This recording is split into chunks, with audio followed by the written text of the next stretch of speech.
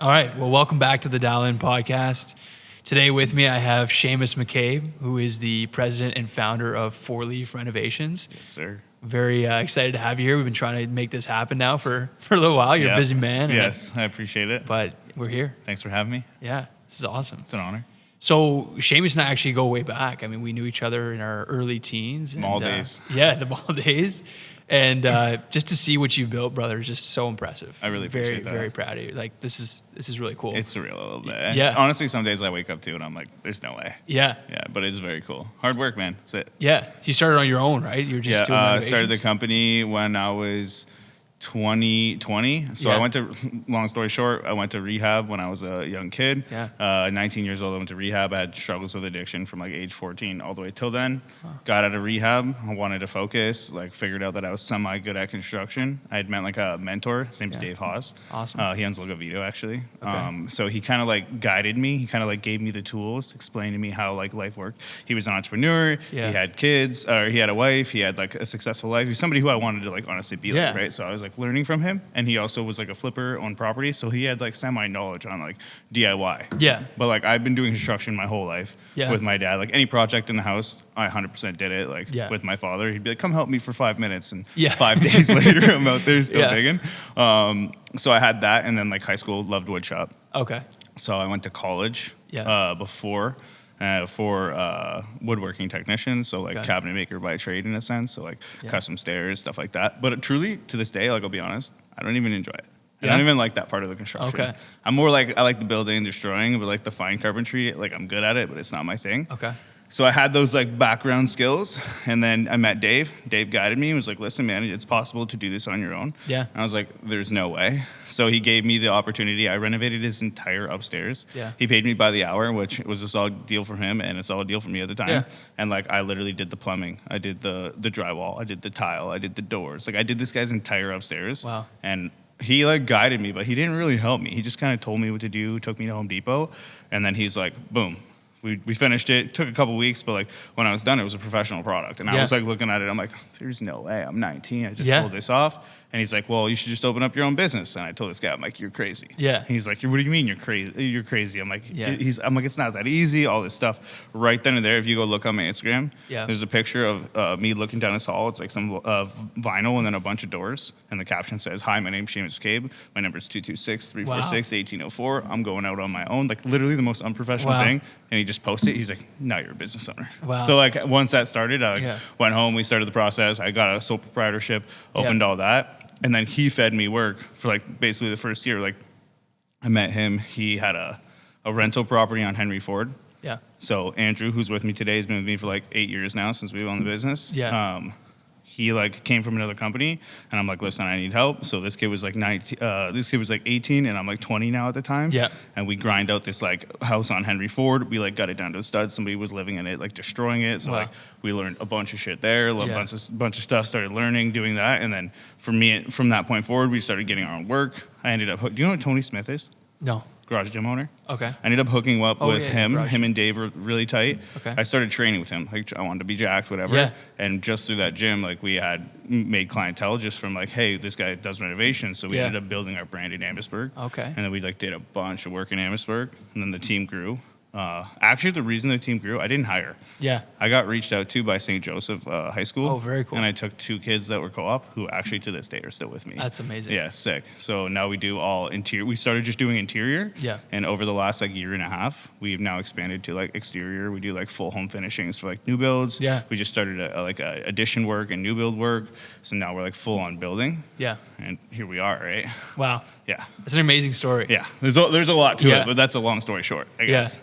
So I actually come from a bit of Irish heritage as well. So Yeah. and I know you do as well. Yes. So Four Leaf, where did that name come from? Honestly, legit, me and that guy Dave were just talking. He's like, "What would you call your company?" And I'm like, "My name is Shamus. Like, we got to go with Yeah. something that's like, unique." And I was like, Four Leaf. But like before, I have this tattoo on my wrist. I did this when I was like 16. I had no idea what I was gonna do. Like, it didn't even mean anything other than I was Irish. Yeah. And I remember like we were just talking about a name, and I looked down, and I was like, "What about Four Leaf?" Wow. And he's like, "Yeah, sure, cool, it's sketchy." Yeah.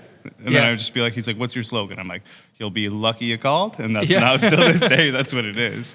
That's awesome. Yeah, but came up the name just because I guess it was on my wrist truly at the end of the day. Yeah. So shout out to Dave. Yeah, honestly, Dave, awesome guy. He owned the bar that I used to party at, so he Okay. used to own Treehouse, and then I used to party there all the time. And he's sober like almost over like 20. I don't even know. Don't hold me to this, but like 20 years, something like Yeah. that, long time. Yeah. So I always used to see him and be like, "What does this guy know that I don't?" Yeah. You know what I mean? And then he owned the bar, and then I got sober, and then I ended up bumping into him, and he's like, "Do you want to know? Like, do you want to know the secret now? Like, Yeah. do you want me to show you the way?" And I was like, Wow. "Sure." Yeah, Yeah. Dave was like probably key factor to why Four Leaf is where it is. Yeah. Yeah. A lot of our listeners out there who are looking, they're dialing in themselves, but Yeah. it sounds like a lot of the guests we've had on had great mentors and great teachers along the 100%. way. 100%. How important is that to you? Tony Smith, Dave Haas, those guys Yeah. like literally like shaped me Yeah. to the man I am today. It's important. If you don't have somebody like, you got to figure it out on your own. But if you don't have someone who knows kind of the way or the path or like the rights and the wrongs, Yeah. and this is different for everybody because like depends where you want to go, who you want to be. Yeah. I say I just surrounded myself with the people that I wanted to be like, and those Yeah. guys are good people, work hard, good families, and that's what Yeah. I wanted. What makes a great mentee? Someone who's being mentored. You got to be, so me? Yeah. Honestly, for me, I failed my mentors a lot. Like they'd Yeah. give me a task, I'd forget to do it, or you Yeah. didn't do it, or you didn't want to do it, or you try to do it your way as per usual. You just got to be able to keep trying, keep showing up Yeah. for real. Yeah. And they put that pressure, right, is on you. But Uh-huh. pressure is a privilege. Yeah, and at the end of the day, their job to guide you. It's not their responsibility. It's just something they're doing for you to help you out. At the end of the day, you got to take care of yourself and make sure you do it right. Yeah. My coaches always tell me I'm 10%, you're the 90. So Yeah. I'll give you the advice and I'll show you the path, but you yourself have to do the work, right? Yeah.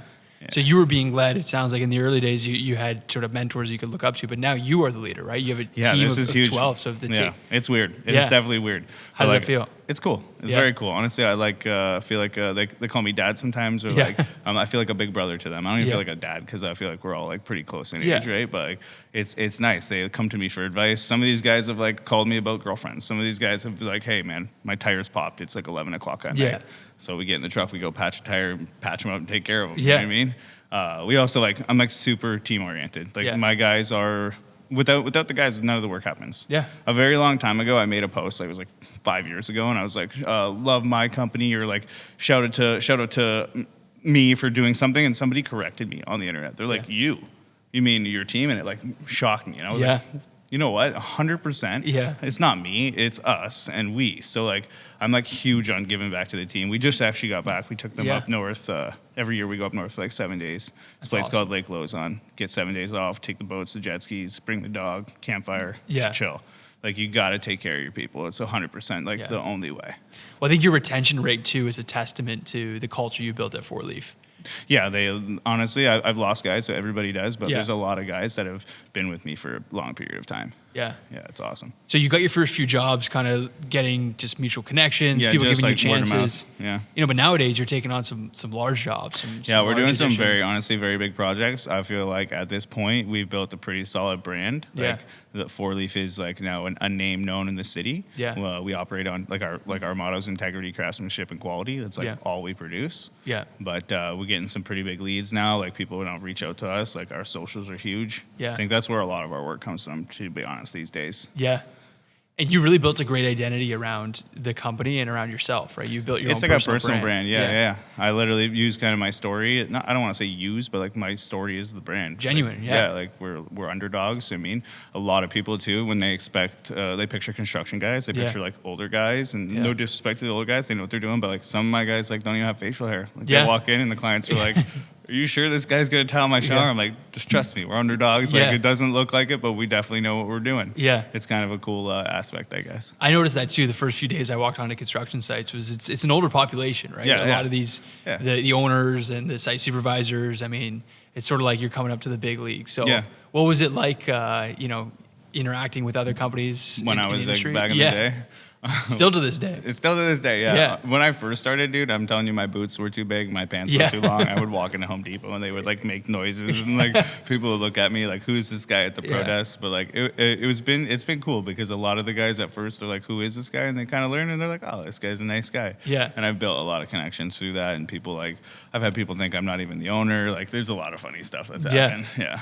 So managing your team day to day, I mean, what is a day in the life of Shamus looks like? Is it? So every morning we wake up early, we go to the gym, get our mind right. Yeah. And then everybody will meet at our shop for 7:45. Okay. In our shop, we will go like the night before, we'll have like a team, I'll make like a team debrief of like basically who's going where, what Yeah. tools are needed, what the expectations are of the day. Yeah. We'll meet at 7:45. Everybody's there. There'll be like a couple minutes of chatter. Then I'll tune them in like class. We'll all talk. I'll say, here's what you're doing. Set Yeah. everybody up. Everybody then will lock and load, switch tools wherever they need, make Yeah. sure they have their stuff.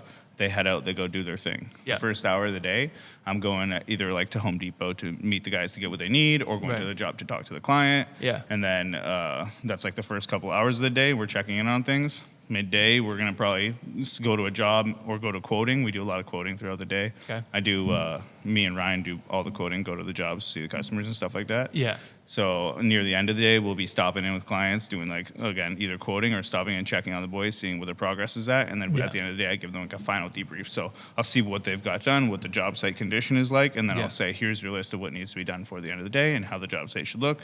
Boom. And then at 5 o'clock they finish, and they forward all these pictures to us of everything they have gotten done, Right. with like notes on, what part of the process was not completed, or what needs to be fixed, or what materials need to be brought tomorrow, stuff like Yeah. that. So it sounds like there's many touch points throughout the day that you need to track, right? Oh my God, so many. Yeah. And like things are like, that was just like a day without a problem, right? Right. Which doesn't exist. Right. Yeah. So you're currently tracking those. Like, what kind of systems are you using right now? So we have an app actually for like their hours and Yeah. like location and job coding. It's called ATTO. It's Auto. Yeah. So it is something we pay like a yearly subscription for, but Yeah. they'll be able to clock in under a job. Say the job is on like Howard or whatever. It'd be Yeah. like the address Howard, and they can clock in. That way we can like at least cost out what hours are being spent towards the job to kind of see where our labor's at. Yeah. It also checks their location. So like when they transfer to another job, they clock into another job. We can tell when they're on Yeah. a break, they can take breaks, so we don't have to manually edit that, stuff like Right. that. We use QuickBooks for like just like tracking receipts and stuff like that. Yeah. And then everything like our quoting and all that stuff is done through a spreadsheet. Okay. Yeah. There's a lot of moving parts. It's Yeah. all over the place. What do you feel like is missing in construction tech that you wish was available to you? I need to get my information to everyone at the same time, if that makes any sense. Yeah. Like, I need to be able to give the boys the information, the clients to understand the information, or the clients to give us the information, and it'd be updated somewhere for the boys to be able to see the update. So Yeah. that way, because like the number one issue in my business right now is like the communication between everyone. We're playing telephone sometimes because there's Right. so many things, or somebody will talk to somebody and not tell the other person that was said, and then things go on, and then, oh, we forgot about this, Yeah. etc. What fascinates me about the construction industry is it's a number of siloed industries within one. Yes. Right, because the architects are their own industry, the engineers are their industry, the subtrades are their industry, the GCs, the developers, the financiers, the suppliers, right? All trying to communicate and coordinate and collaborate on these projects, Which right? is incredibly hard. Yeah, there's a ton of moving parts. I'm like, honestly, I'm not even bragging. I'm decent at it. yeah, And there's still so many flaws. yeah. So when it comes to putting together that team and collaborating, I mean, we talked about having a client portal, right? What level of transparency are those clients looking for? What level do you want to bring it to when it comes to keeping the clients posted on progress? Honest truth, Yeah, not full transparency. I think that they deserve to know a lot, but I think if you tell somebody too much of what's going on, that it could create issues. People could be, from my personal experience, if you like showed everybody everything, they would Yeah. count their pennies and stuff. And at the end of the day, we're still offering our service. Not that I'm overcharging or doing anything wrong. This is Yeah. just like real talk. Yeah. I think if you tell a client too much information, then it might be a problem for you. yeah. What puts the client's minds at ease? Is it progress, would you say? Communication Yeah, and progress. Like they want to hear and they want to see. yeah, right? visuals. Yeah, exactly. Photos are a big thing. You mentioned the guys take Yeah. photos every day. Yeah. Yeah. So a lot of the time, unless we're like doing a build where they're not there, Yeah. a lot of the times they're in there checking on things. So like we'll get updates from them. At the end of the day, the pictures go to me, and I'll like comb through the photos at the end of the day, looking for like deficiencies, or I'll Right. go the next day and look at them in person. Right. But yeah. So a lot of contractors we talk to go through this same problem of when they're quoting jobs, they may know the customer's getting 4 or 5 other quotes. Yeah. So It's how, usual, yeah. yeah. So how do you navigate that process, and how do you not waste time with that sort of process? So we have a process when it comes to quoting. We actually just give them, we call it it's a quote. It's not the actual price of the job. Right. It's just a quote of what we think. So I'll budget, market value, all materials, tile, like whatever average a square foot it is for the market or whatever they're doing. Their fixtures are going to be something affordable, not cheap, not crazy, and we would provide them with that quote. And if they want to continue, if they're like, say, okay, this number works for us, then we will finalize and go into further detail with the client, where we bring them to the tile store, we help them go to the fixture store, and we finalize all selections in person and give them their final bill before the work is started, so that they at least they know what they're paying for. Yeah. So instead of doing all that part first, I just give them the base quote. That way we're not spending so long on it with them, wasting the manpower, the energy, when 5 other people are competing for the same thing. Right. And I also just stick by my prices. Like, I just know at the end of the day, this is what it costs for me to do the job.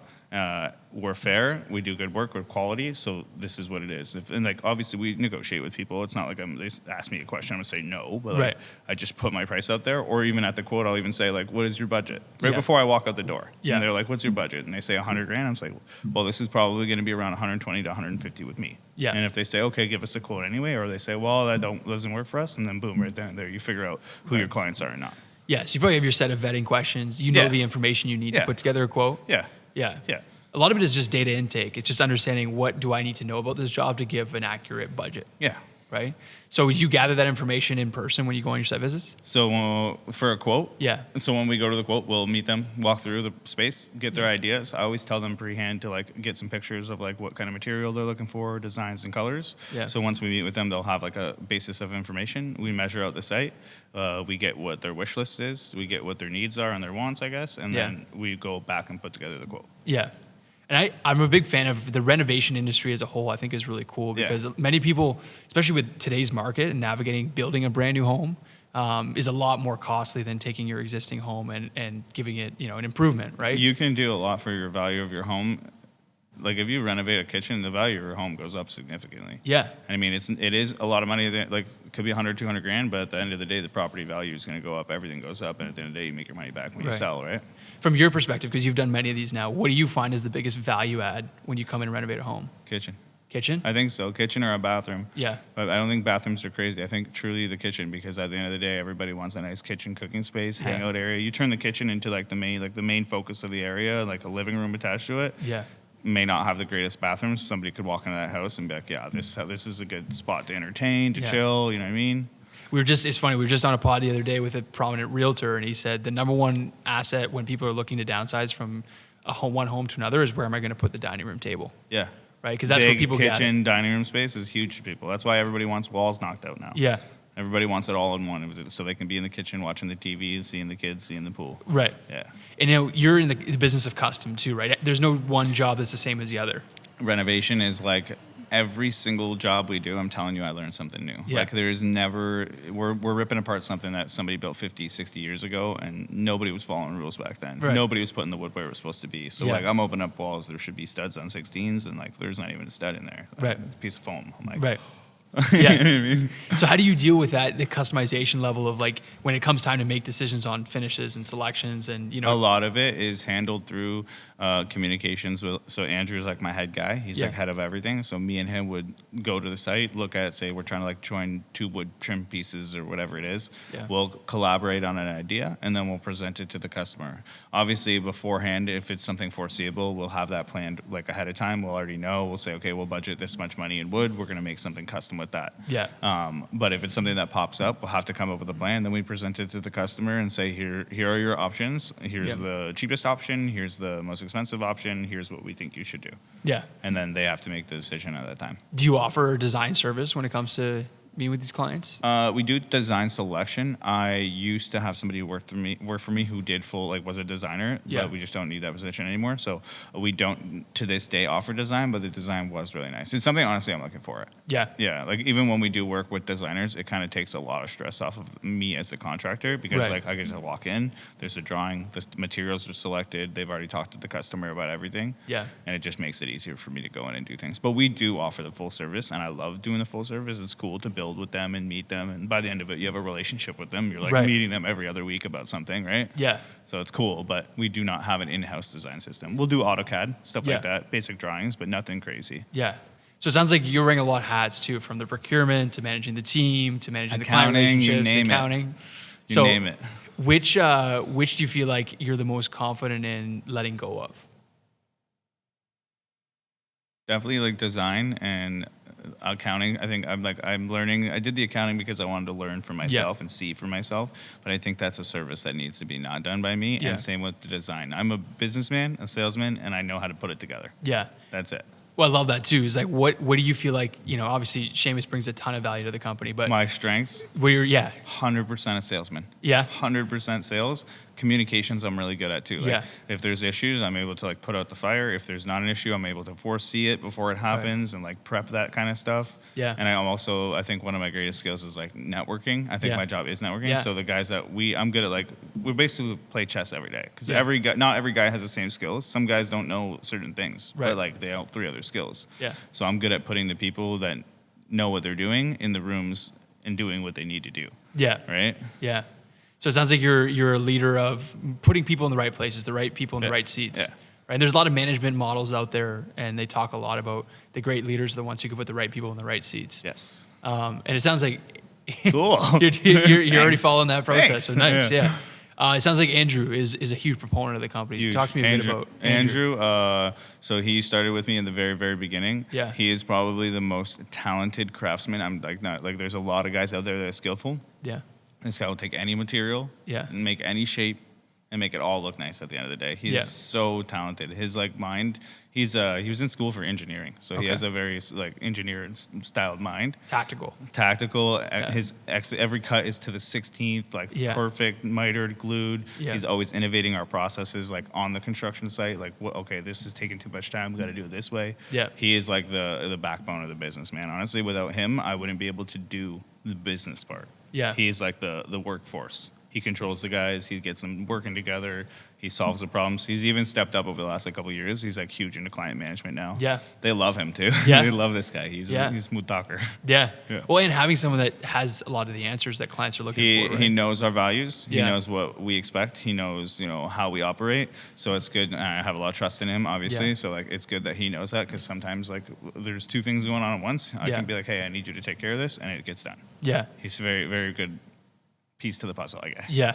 And when a new employee or new team member joins Four Leaf, what's the onboarding process look like to get them running up to speed on, company values, what you guys stand for, how you guys operate? So we don't hire until the last person has obtained all the goals. So like the last in command, we don't hire on a new one until that guy is operating on the way we all operate. Because Okay. if we try to hire on somebody and the guy behind hasn't figured out the way we do things, then we got 2 guys to worry about now. Yeah. So once they join, all the boys know how things go. They usually will spend like a day with me or a day with Andrew just so like we learn about them, and then we put them on the job site with the guys. Yeah. And we give them simple tasks, and we have the guys monitor them and like explain the processes and teach them. And if they follow the values and understand them, then they get to stay. I like that approach. Yeah. It's a unique approach. It's like you're only as strong as your weakest link. I learned, I had 20 guys at once, and I was trying to hire everybody on, Right. and you don't get to meet them. So like if I was hiring so many people that I wasn't actually getting to know them personally. Yeah. I didn't know what kind of people they were, and Yeah. like I didn't get to like, we didn't get to teach them because so much was going on, and we just needed a guy. We just needed someone to do this. We lost like almost quality because we lost communication, because we lost our values, because that guy wasn't tuned up or didn't know where he needed to be, right? Yeah. Your team is your most valuable asset. 100%. And what are when you meet a person, what makes that person your kind of person? Someone that I just like clear communication. Yeah. Like, I don't care if you're late. Just don't lie about being late. Right. You know what I mean? We just got to be able to work. And like there's going to be problems every day in our industry. It's something I learned. If somebody is like doesn't do well with like constant change or like difficult tasks, this is probably not the job for you, because like every single day it looks smooth in the morning, but by lunchtime you're like, are you kidding me? Yeah. This is supposed to take 12 minutes. Like and here we are. So they just have to be resilient and like willing to learn and patient, I guess. Yeah. Yeah. Yeah, it sounds like willingness to pivot as well. Yeah, right? you have to be able to move on your feet. Yeah, you guys there's are a nimble. lot. There's a lot of stuff happening all the time. Yeah. And what I like about you too is you place a lot of importance on your wellness, right? And taking care of yourself. And I learned in the beginning, like I was burning myself out 12-hour days, stuff like that. If you don't take care of yourself, like if I have no water in my cup, can't pour into their cup, right. my clients aren't going to be happy. I'm going to be missing things. Then the boys aren't going to get the attention or the instruction they need because I'm too drained to do that. Yeah. You got to take care of you. Does that funnel out, would you say, to the rest of your team? You mentioned we go to the gym in the morning. Is that something that you do as a team? When I said that, I could see, I go to the gym in the morning. Okay. But a lot of the guys are into fitness. They take care of themselves. They have their stuff like that. But at one point, me and Andrew were working out together. Yeah.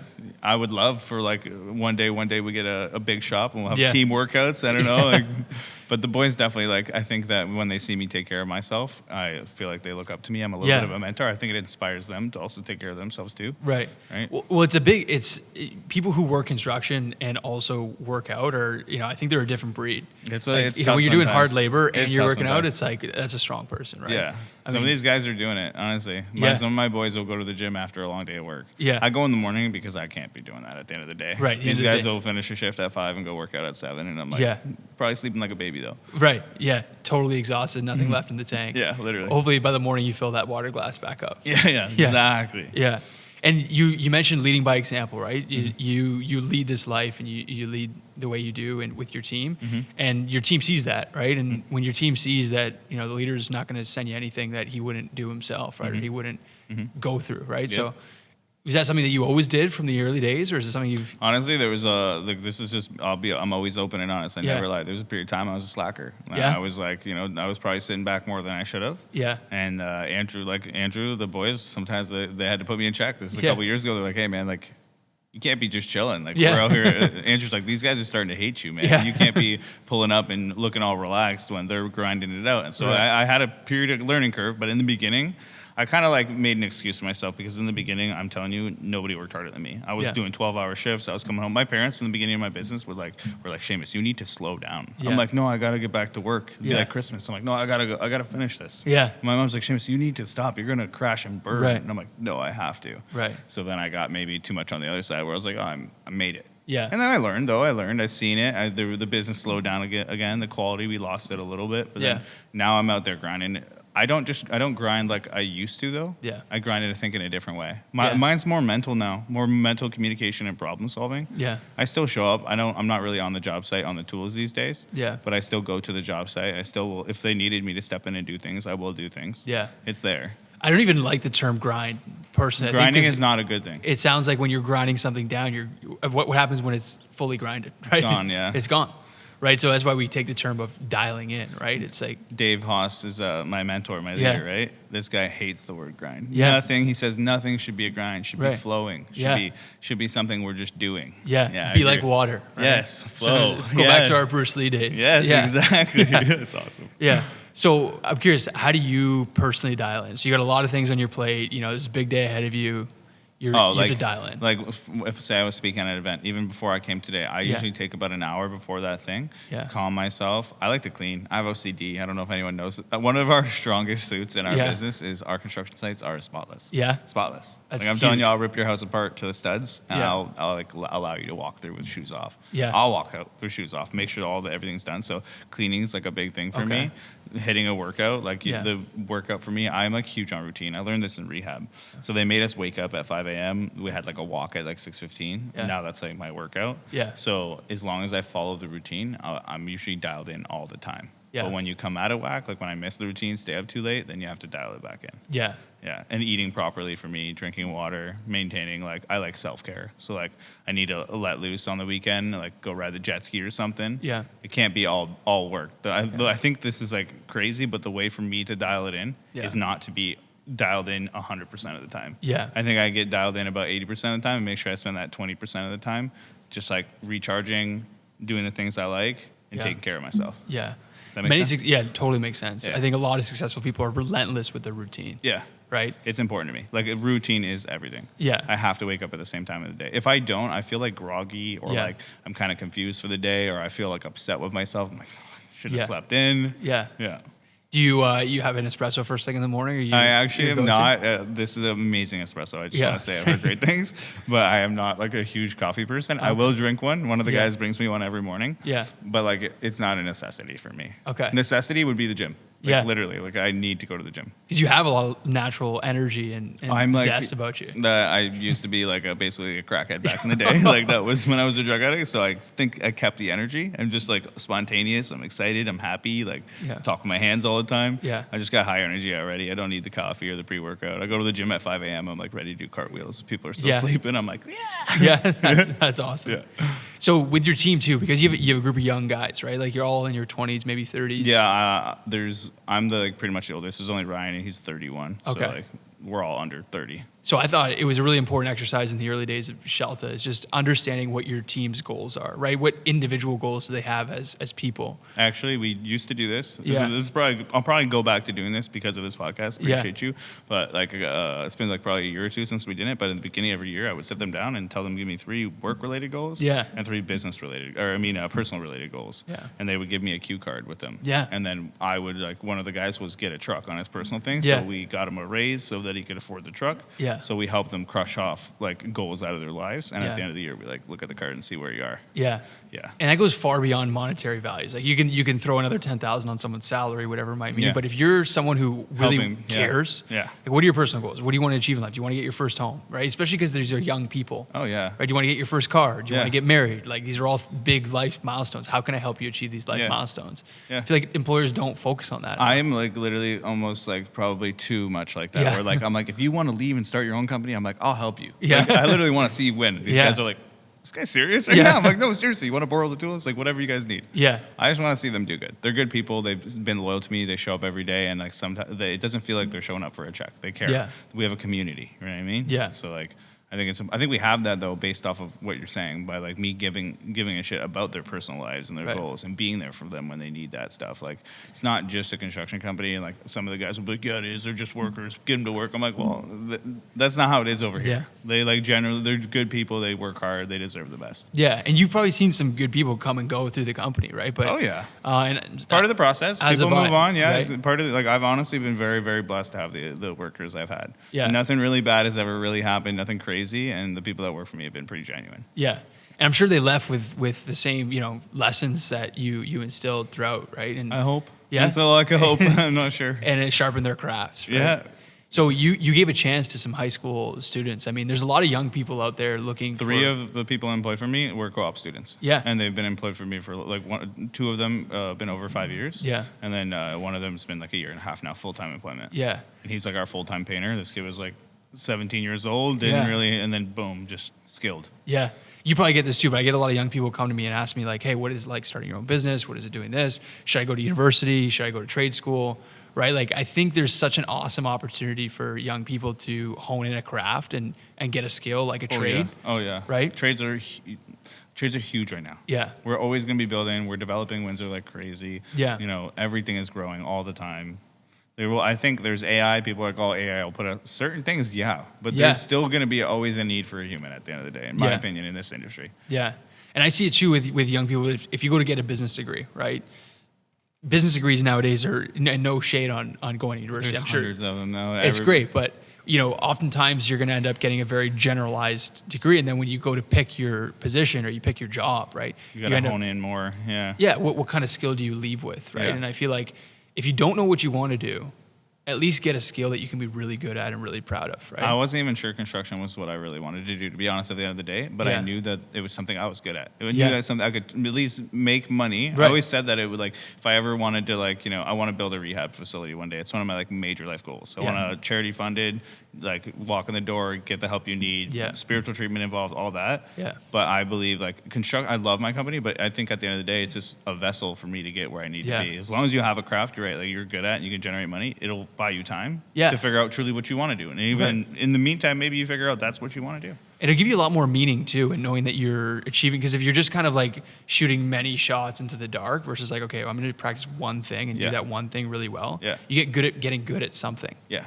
Right? You can always get good at I'm things. crazy like that. I'll pick. I have hobbies, so I was heavy into paintball. Yeah. Heavy into Call of Duty. Yeah. Then I was heavy into yoga. Right. I do one little challenge, and then I try to master it, and then I'm next challenge. Yeah. Yeah. I could totally see your Four Leaf being on a facility one day, a wellness facility. I want it to be so it cost me $35,000 for 35 days of my life. Yeah. And I was super blessed that I had the financial means to do that. But it really put into perspective for me how hard it is. And I know there's programs out there and I know getting help is possible, but truly when you're actually in it, for me to go to a place like that, I went to Homewood, best rehab in Canada. That's Yeah. why it was so expensive. But like, it truly made an impact on my recovery. Yeah. And most of the people that are in my position are not going to have $35,000 lying around. So like, Yeah. the success rate is so terrible because the means to go to these places is so hard for people like that. Right. So I'm thinking if we figure out a way to make it affordable or people to help, then it just drastically would change the world, or Yeah. at least Canada, at least Windsor. I want to build it in Windsor. So. Yeah.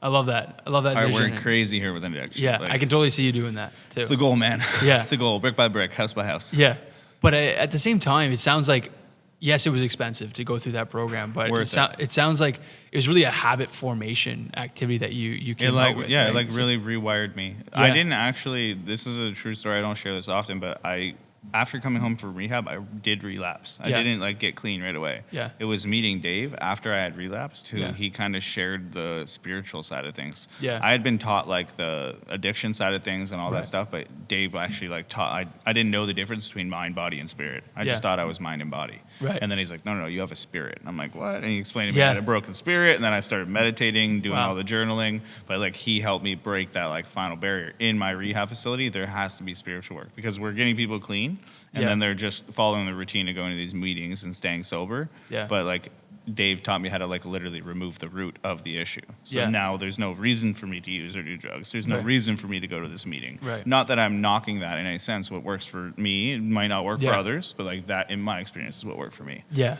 Yeah. Well, what I think is really cool about just the whole way that our generation is changing and gearing more towards wellness, right? Maybe when our parents were young, wellness wasn't even really a topic. We got like cold plunges. We Right. got everything. you Infrared, possibly- right? Yeah, Like yeah. meditation, right? Reiki. Yeah, we got all Reiki. these like, Yeah. cool things. But Yeah. like the whole inspiration behind Dial In was like we were working like yourself, right? The 12-hour days, spending all nights here at the office to launch new apps. And Mm-hmm. in the early days, it was sort of like we needed some activities to keep us dialed in, right? Because you can only burn a candle for so long. Right, so we started doing hill sprints as a team. Right, our I Sunday, see that. our Sunday hill sprints. Yeah. Right, started getting better quality meals coming in. Right, Yeah. started buying Easy Foods, pre-prep meals. Easy Foods is great. Yeah. Yeah. Shout out to Easy Foods. Yeah, Yeah, Easy don't want to Foods. think in the morning. You just throw an Easy Food in your Boom. bag. You're good to Ready go. to go. Yeah.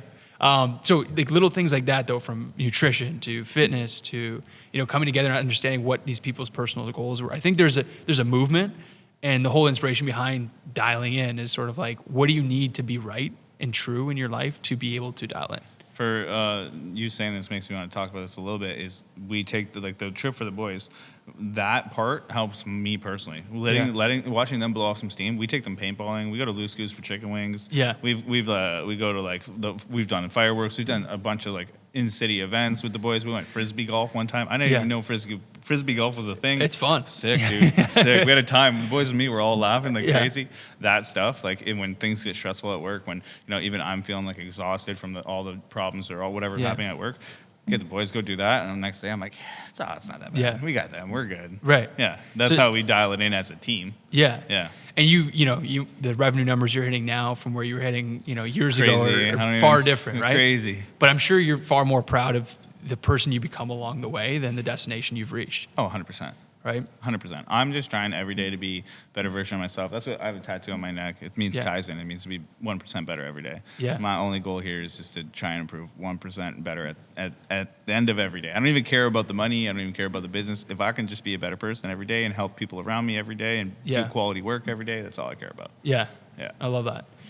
That's all I got. Yeah. No, that's awesome. So where do you see Four Leaf going next? I mean, you guys. So we're starting the new build side of things, the new Yeah. construction. I would like to be. I don't want to be a massive home builder, Yeah. by any sense, but I would just like to offer very luxurious custom homes, Yeah. custom renovations, custom additions. But I just want to dial it in. I just want to have I don't need to have 300 jobs a year.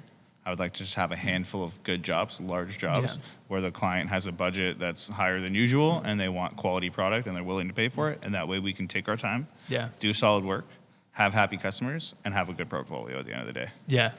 I don't really care about the quantity. I just want to produce quality and quality. That's it, yeah. Yeah. Yeah. You'd rather work for a select group of people that really Yeah. appreciate Yeah. and it's really high quality jobs. Yeah. And this is no knock to any customer or anything ever, but if we're just working one-on-one with someone for 6 months and it's a massive project, it's so easy to just always be dialed in and everything to be clear and just to have the team focused on one spot. Yeah. And then we can build really quality work, right? Yeah.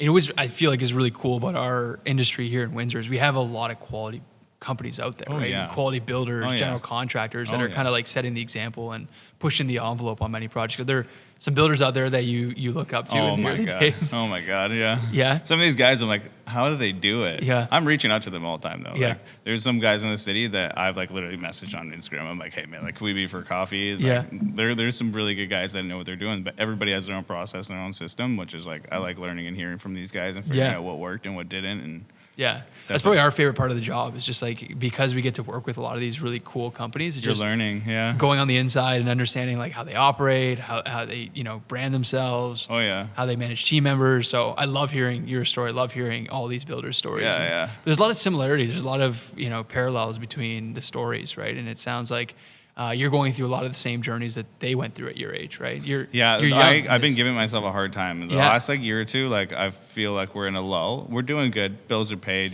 Boys are happy. We're expanding. Tools are good. We got a shop. But like I'm like feeling like I'm on the verge from being like that little kid that started the company Right. and this like big builder, Shamus, now is going to offer quality work and is doing it big. Yeah. But like I'm kind of stuck in this point right now. Yeah. Where like there's a lot of learning curves. I'm learning though, but I feel like I've been hard on myself about that. But I think, and I even messaged one of these guys who's a builder I look up to, and he's like, brother, I was in the same spot. Yeah. 5 years though. He's Yeah. like 5 years it took me to figure it out. But Yeah. he's like, if you start doing this, this, and this, Yeah. and start taking this seriously, you won't have that problem anymore. What do you think separates the companies like you're talking about that are at, where you're at right now versus these companies you're looking up to? What do you think is the differentiator? Honestly, and like maybe this is just me trying to like make an excuse for myself, is time. Time, I yeah. think that they have had the time to fail enough Yeah. to figure it out. Yeah. Or maybe they just listened better. Maybe they just pivoted faster. Yeah. Because I mean, sometimes for me, I'll be honest, I'll bump into the same problem twice. I'm like, I should have known that. I did that last time. Yeah. But maybe they were just quicker on their feet. I don't know. I heard a good quote the other day about startups, and because we're in kind of that, but you can consider yourself like you were a startup. You started up from nothing. Right? Yeah, literally. I had started like up. 37 cents in my bank account. Right. Yeah. So startups are basically throw a bunch of money, time, engineering, manpower at an idea that you can turn into a system and make it replicable and brand it. Yep. Right.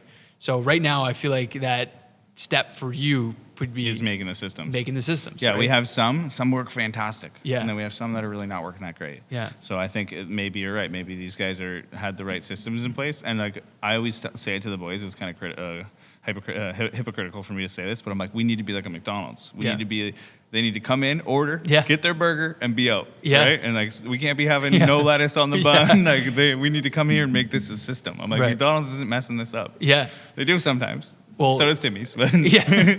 Avery, our chief branding officer, I mean, he has his definition of what a brand is, and I really like it, is a brand is an expectation. Mm-hmm. So you might laugh about McDonald's, we might laugh about these things, but when you go to McDonald's, you have an expectation. yeah, that you're just gonna get it, and it's gonna be quick, and it's gonna cost you your cheap money, and you're gonna get your food, and it's gonna be out. Exactly. Yeah. Right. And I look at a lot of these like high-end custom home builders or these really renowned GCs, and when you work with them, there's an expectation. Yeah. You're going to show up on time. You're going to show them a budget. You're going to show them a schedule. You're going to stick to that schedule. You're going to, there's a lot of they've built that trust around their brands that it's a no-brainer when clients think of doing a project. They just trust them to get the job done. So that kind of goes with time, and it comes with putting systems in place. Yeah. So You know what? That just like resonated in me. Like, you know what? Like we don't always. Sometimes our schedules are changing. Yeah. And which probably happens to all of them, but like I bet you these guys are so organized that their schedules don't really change that much. Yeah. That they're when they tell the customer, no, we'll be done in 4 weeks. They're Yeah. done in 4 weeks. Yeah. And like sometimes I feel personally like sometimes we're done in 5. Yeah. But maybe you're right. Maybe that's something I need to dial in personally too. Is these guys are doing what they say they're going to do at all times. Yeah. But there's obviously Yeah, there's variations. contingencies on everything. Yeah. But I want to talk to you about I mean, as two young entrepreneurs going through this journey simultaneously, I Yes. mean, you have these big company moments where you feel like a big company, Oh, yeah. right? When you sign on a Oh, big yeah. deal or, you do something. But then you also have these small company moments where you're like, wow, we're still in that small company stage, right? Yeah. And there's those aha moments throughout the week or throughout the month where you're like, what we just did there really felt like we were that big corporation, the way we handled that interaction. And then there's some where it's like, wow, that's a mistake that a small company would make. Yeah. How can we not do that again? Yeah. Right? So you have these big company moments and these small company moments. And the less small company moments you can have, the more big company moments you can have. Makes sense. It's a simple way of looking at. I like that. That's true. Because Yeah. I've had, in the last 2 days, I've had both of those. Yeah. I've had like, I can't believe that happened. That's definitely something we shouldn't be doing. And then I'm like, Right. did you see how we did that? Exactly. I'm like, that was pretty cool, eh? Right. Yeah. And you, when you first came in the office today, you're saying like, I love the glass and like how you can write out your ideas and like you're like, I have so many great Big ideas company too. moment. Big company moment where like, where do I put those ideas? Right.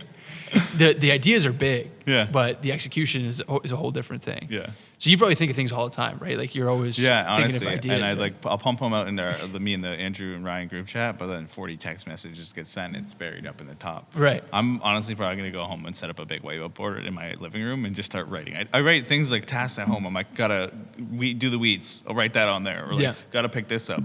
I should be like, gotta make system for 4 Leaf. Yeah. Yeah. Yeah. And that might be a bigger thing to unpack than just a checkbox. But it's not just technology too. It's like we come into companies too and they think that like as soon as they get a software system in place, they're good. No, like, you gotta plug it in. You gotta do the work too. I right. know that.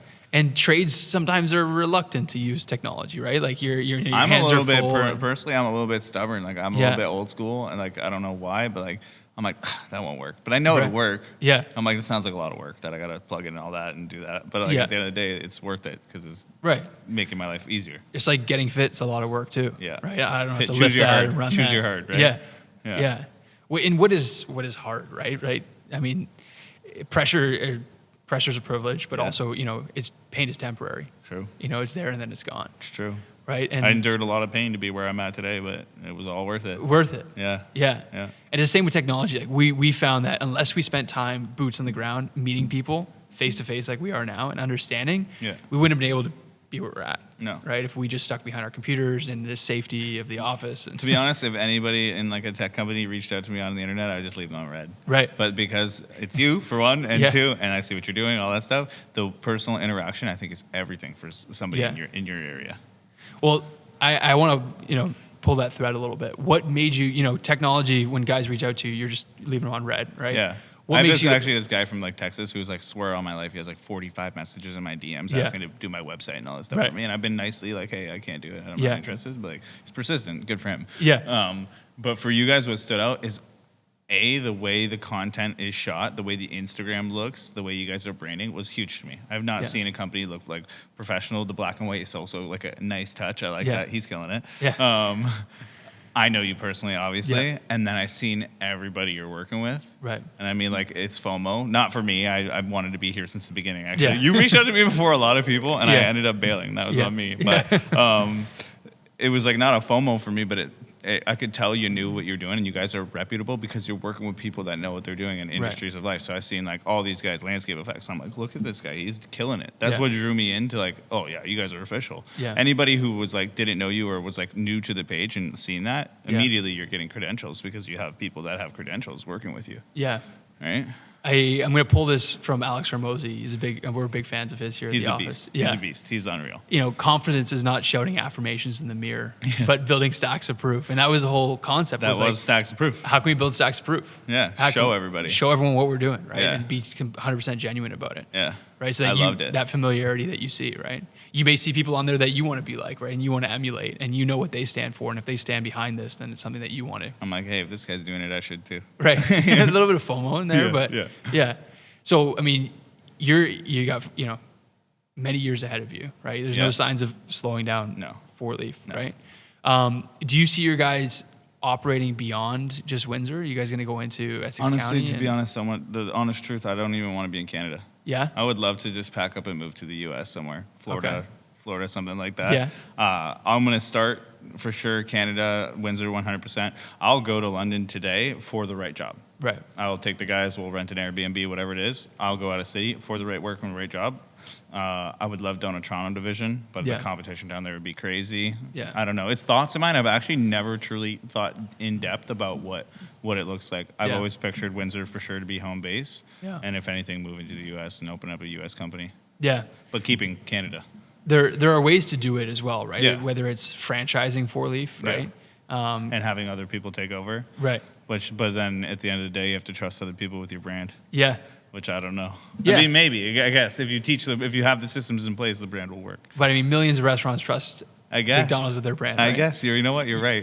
Maybe I'm thinking small. Yeah. Maybe I'm thinking small. You know, and that's sometimes thinking small is like the biggest impediment to entrepreneurs, right? It's like I could never. I couldn't get there. That's right? actually how that's how I was when I was about to start Four Leaf. Yeah. No, not me. Yeah. And here we are. So maybe I should little check right here. Yeah. Maybe we are going to be international. Yeah. That'd be cool. Yeah. And I think that what you built right now with Four Leaf is like you and I are in very similar, like the brand is dependent upon Shamus. The brand is dependent upon David. Yeah. I know there's many ways to go about changing that, but Yeah. how do you see the brand not being so dependent upon Shamus and being? I think over time, I think naturally, not that the story will go away, but I think that the older I get and the better quality work we produce, that it won't be about my story. It'll be about how good of quality of work Four Leaf Homes is doing. Or do Yeah. you guys see that house on Riverside that Four Leaf did? It's not, do you see that house Shamus did? Right. I think the work will eventually just take over. Yeah. By sales, product, quality, stuff like that. That's why you didn't put Renovations by Shamus in your name, right? Yes, exactly. You know, you're Yeah. building something bigger than yourself. right? Exactly. Exactly. And that goes back to your team, right? Without that team, you wouldn't be able to build what it is today. Nothing. Right? I tell the team all the time, like, if we all went out on our own and tried starting our own thing, we probably get so far, Yeah. right? But if we all come together, we can do something greater than any of us ever imagined, right? There's a saying. It says, if you want to go fast, go alone. You want to go far, go together. Yeah. Yeah. Yeah. Fully believe in that. Yeah, for sure. Yeah. For sure. Who's the next most important hire at Four Leaf? Like role, Yeah. 100% just need an in-office worker, dude. Yeah. Like I need 100% like someone that is always dialed in with client communications, emailing, Yeah. billing. Like that's what I do. But I don't have enough time in a day because if something goes awry or if a client needs me or I have to go inspect something or go pick something up, Yeah. that task is on hold. And then, tomorrow I didn't get to it. 7 o'clock at night I got home.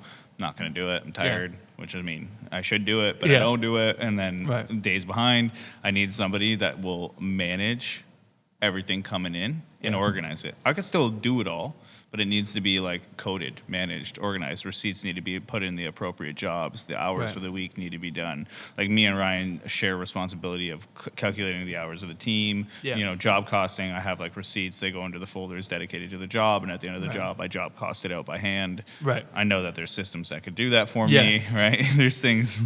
Yeah. There's things that need to be done. So I guess like an in-house operations specialist, maybe, Yeah. if that's a thing. Yeah. Controller almost in a sense, Yeah, right? basically. Someone to kind of control the intake and The flow, yeah. inflow and outflow of data, Yeah. right? I think you're not alone in that. No. I mean, many successful young contractors that I speak with are the same way, right? It's like they're doing the admin, they're doing the construction, they're doing the sales, they're doing the branding, they're doing everything. I'm So- learning it all. Yeah. So, I think that, you could go out and you can hire someone to do that. But at the same time, you need to give them the right playbook, right? You need to give them the right tools to do I've that. known this. You can't hire someone to do a job you don't know how to do. 100%. Especially because every business has their own inner workings. So like I did this in the past where I've hired somebody. I had at one point 2 assistants, Yeah. but I didn't even know what I was doing. So I was asking Right. them to figure it out on their own. And obviously the work they're producing is not going to be the work that it's right or that I know how to do because I don't even know how to do it myself. Yeah. You have to learn how to do it yourself first before you teach it to anyone else. Right. And it sounds like you're at that point. Oh, now. I'm there. Yeah. I'm there now. I get it. Maybe a couple things I'm gonna still have to learn for the next, whatever. I'm always learning, but I think I'm at the point where I can at least say this is what I need done this week, and Yeah. this is what it needs to look like by the end of the week. right? Yeah.